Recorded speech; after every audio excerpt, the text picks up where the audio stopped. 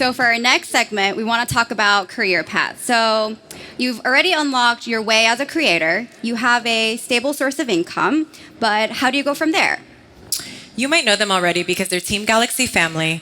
One of them created a platform that helps people with job referrals, and the other's been investing in app development as well as dabbling in real estate, all while keeping their passion for content creation alive. Let's welcome Sudo, who is a software engineer as well as an influencer, and Surfin' Boy, a professional mobile gamer. And we also want to welcome our very own Emilio Cartier to host this segment.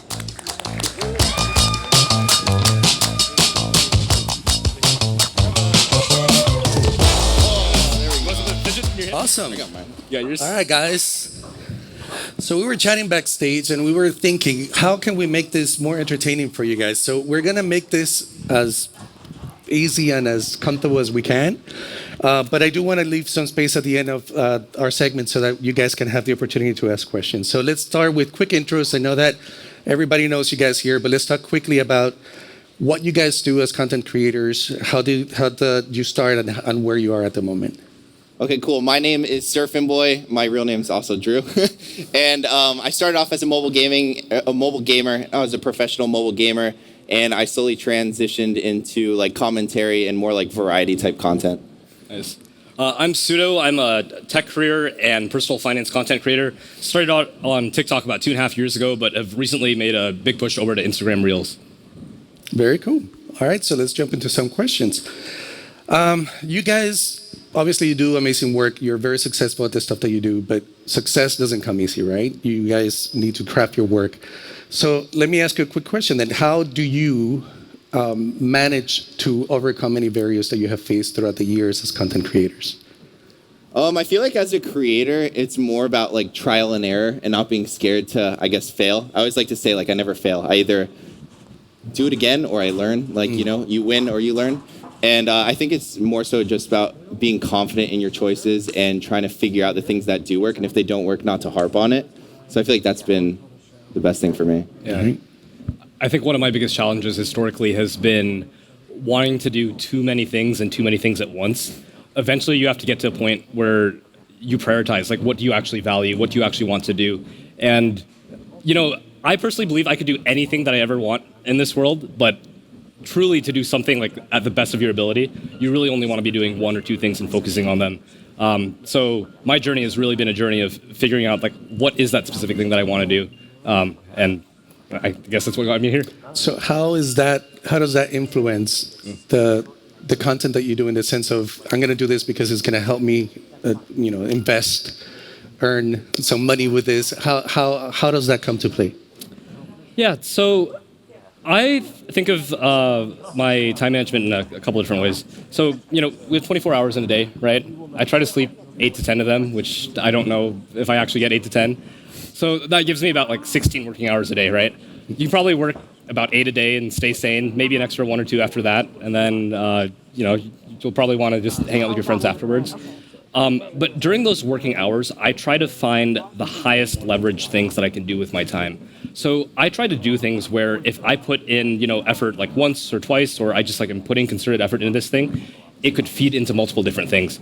Content, for example. So just like the foundations of being a creator, like creating these videos, putting these videos out in the world, I like to think of them as ways to, build like the brand. For example, the companies I advise, like Refer Me, talking about tech career content, talking about job referrals just organically drives people to that platform. But at the same time, it also just raises awareness of my social media, brings people in, brings in paid sponsorships, brings in amazing partnerships like Samsung, like these brand deals as well.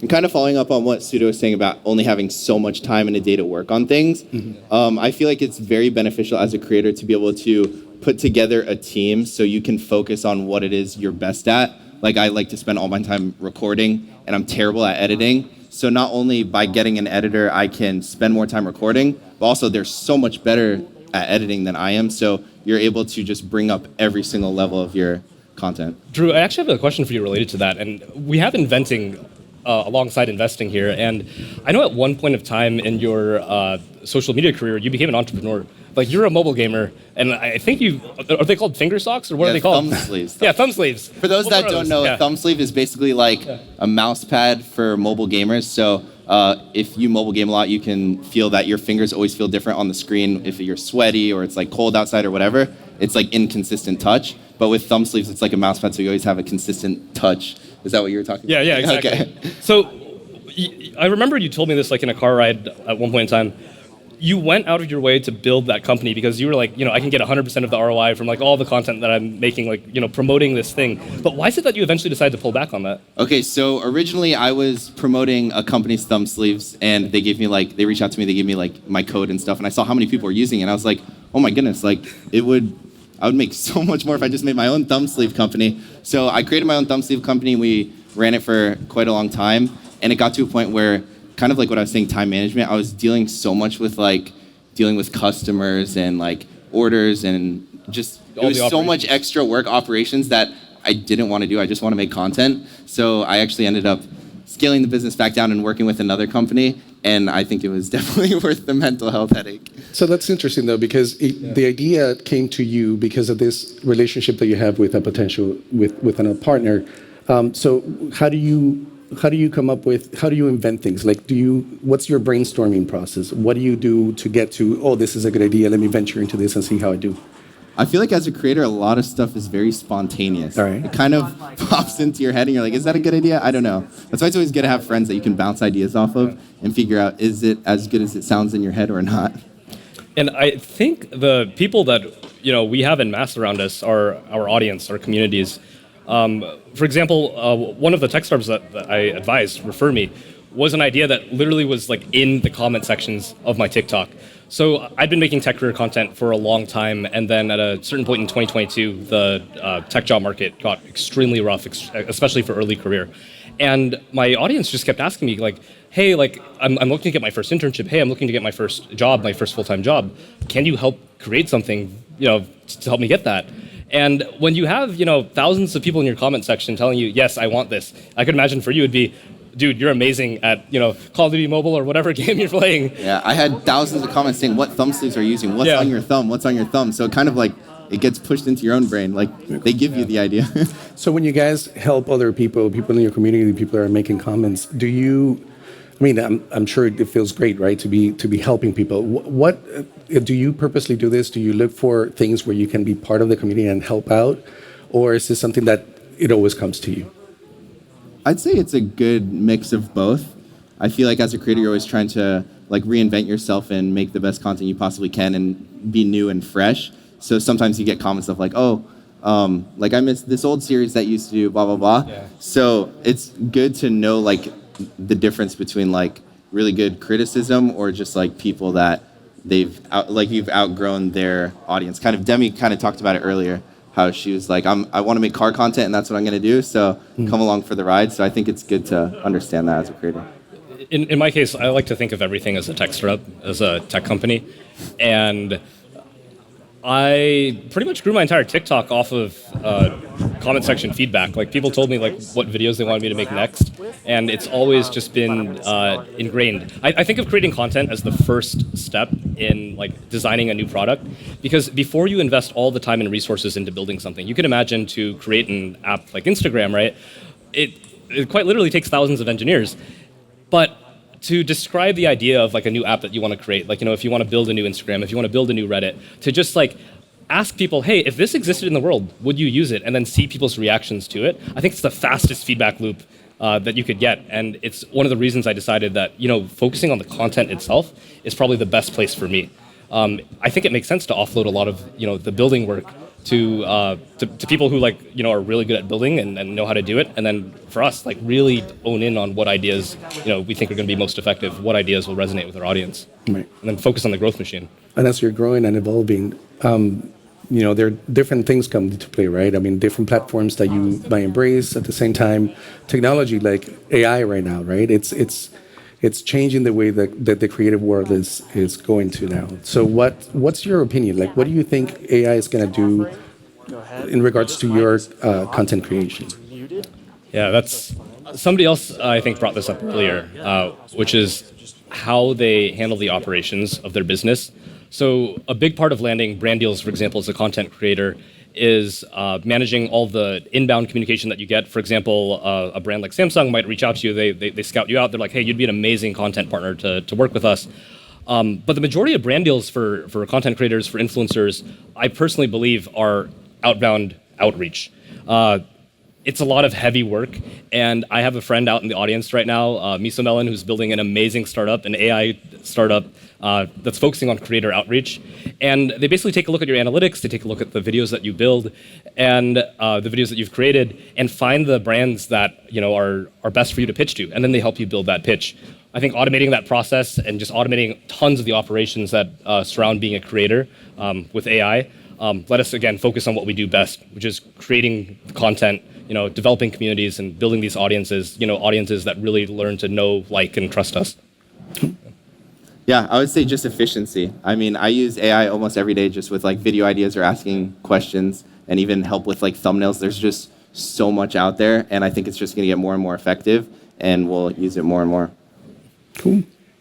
And then when it comes to AI and gaming, I know that there's some features that make the gaming experience better. Is that something that you have seen? As far as AI goes with gaming, I think where we're going to see a huge impact is not only with them being able to create games quicker, but also in a lot of lobbies, there's like NPCs or AI that you're fighting against, and I think they'll be able to make them a lot smarter and a lot more natural and just make the gameplay overall a way better experience. Cool.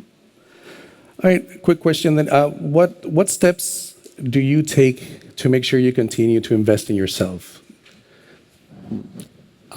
So back to the whole, you only have so much time every day and only so much time on Earth too. I try to save at least one day a week where it's truly just for me. So I love skiing, I love kayaking, I really love the outdoors, and I try to commit at least one day a week where I just completely unplug. I try not to check Slack, I try not to check my email, even though I end up doing it anyway. I live stream from the kayak sometimes on TikTok.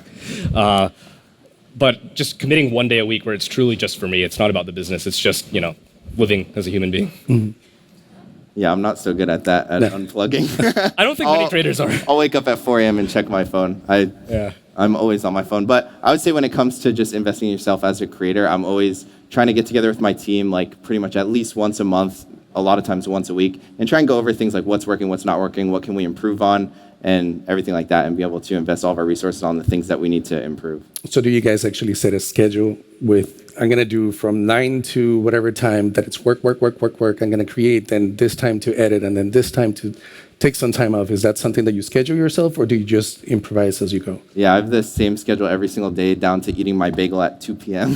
Really? Yes. 2 p.m. bagel? Yeah, I'm a little weird. Every day. I have ADHD. I'm spontaneous I'm not going to swear, but I can't plan anything. All of my content, the best content I've ever made, the most viral content that exists, it just came on a whim. You have lightning and you bottle that lightning and there you go. So that brings a question then. Have you guys ever felt lost when you have when you do a partnership and you're being forced to do something that you don't feel comfortable, that it's not your content? How do you navigate things like that? I think it's really important when you're choosing who you're partnering with in the beginning. That kind of saves you a lot of that type of headache. Because if you truly believe in the brand and that's the product you want to promote, it kind of comes naturally to you and it creates less of that friction, I would say. So definitely doing a lot of research before partnering with the brand, and then just being transparent. Let the brand know hey, it's my audience, and this is what I believe that they would want to see, and kind of meet in the middle where you're both happy. I think, and I'm going to answer this from the perspective of a creator that might be earlier on in their career. A lot of creators, especially those that might not have day jobs or might not have a lot of money saved from other places, kind of take on partnerships out of desperation. I personally believe in putting yourself in a financial position first where you never are taking on a brand deal for money. You're taking it on like what Surfing Boy said, because it's aligned with your values, it's aligned with your brands, and long-term you think it's good for your community. But that's a really difficult situation to be in. Not everybody has wealthy parents, not everybody had an amazing W-2 job before they became a creator. But our topic right here is inventing and investing. I think it's really important as a creator, or even before you become a creator, to at least build up some sort of nest egg, some sort of income stream that provides you stability. Because if you have that stability and you don't have to, rely on all these ad hoc brand deals that come in, to just survive, you can make better decisions for your brand long term, better decisions for your community.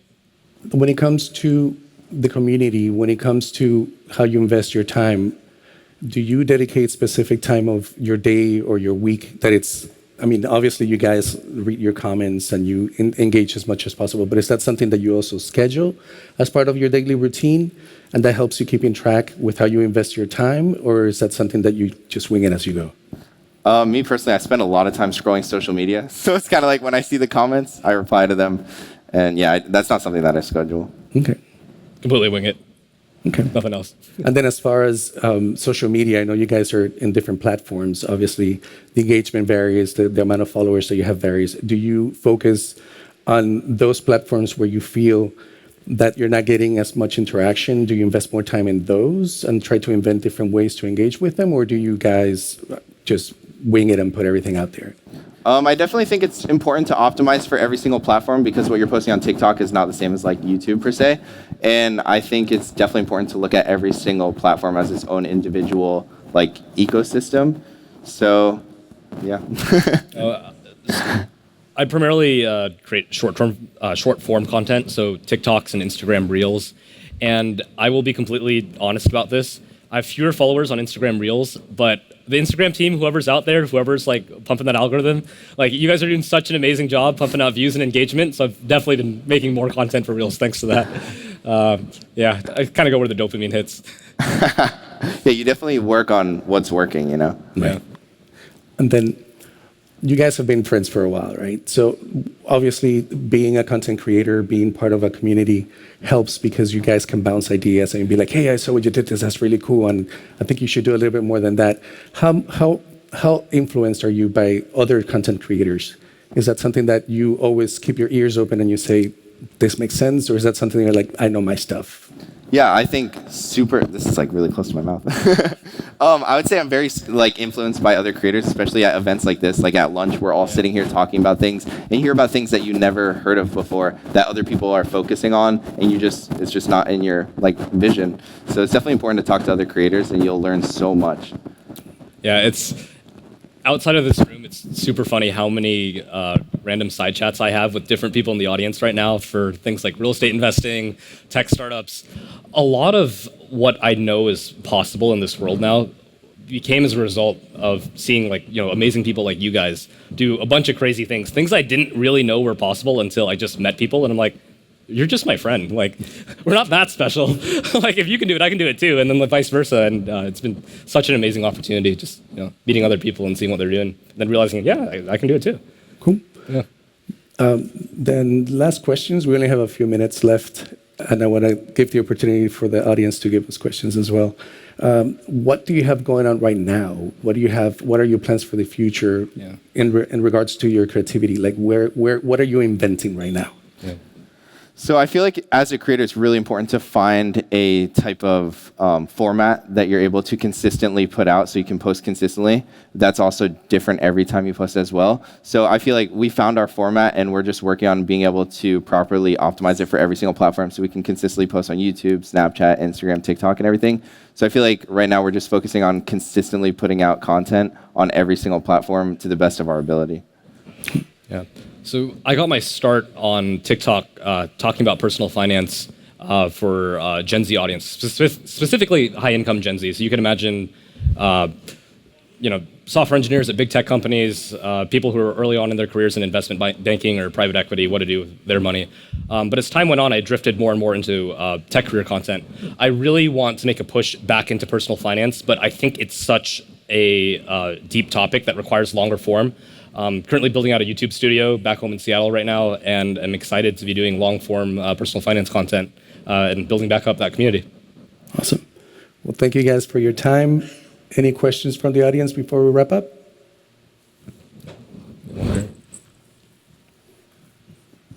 What's happening? All right, so what sectors are you guys investing in and focusing your money on right now? Yeah. And then also, how are you leveraging your own brand value to those companies or people you're partnering with when it comes to angel investments and stuff like that to be able to get equity or whatever it may be in those companies? So yeah, I'll go first since mine is a lot more simple. I'm a very, outside of like my own business, I'm very like set it and forget it type of person. I mainly invest in like index funds, just like S&P 500 tracking index funds, and then real estate, which is how we first connected. Yeah. We talked for like 3 hours in a car about real estate when we first met. But yeah, pretty much just real estate and index funds. Super simple, set it, forget it, and I'll look at it in 30 years. Okay, I want to put a disclaimer out there because I know there's some lawyer somewhere that's gonna be like, this is not. Yeah, not financial advice. I'm a moron content creator. Yeah, exactly. I grew up in a family that's very set it and forget it, just buy the S&P 500 and do nothing else. But as time went on, I realized that the most powerful thing that we have as content creators is like just being growth machines for companies. I've also found out I don't really enjoy like maybe like building a company from scratch per se, but I love injecting like a bunch of growth into companies. And there are a lot of people in Silicon Valley who are really good at building, but they don't really know how to grow, at least without spending and burning a ton of VC money. So to answer your question directly, how do you get equity in companies? I think if you are really good at growing, like as an influencer, if you are actually bringing ROI for every single one of these companies, when you work with earlier stage companies that you truly believe in, maybe pitch to them, instead of offering me, $20,000, $30,000 for this one video, why don't we work on a 6-month partnership? I'll help you design your entire strategy. You're almost functioning as their product marketing manager. Take an equity stake as an advisor, 0.1%, depends on the stage of the company. But work out deals like that if you truly believe in the company. But I think this is a lot easier to do if you're in a financial position where, for example, you've built up a portfolio of rental properties that are already paying like your baseline needs. If your needs are already bet, you can swing for the moonshots, collect 100 different companies in your own little like angel portfolio. But the angel investments are your time and your expertise, not really the money that you're putting in. Well, thank you guys for your time. Thank you very much. Thank you for having us.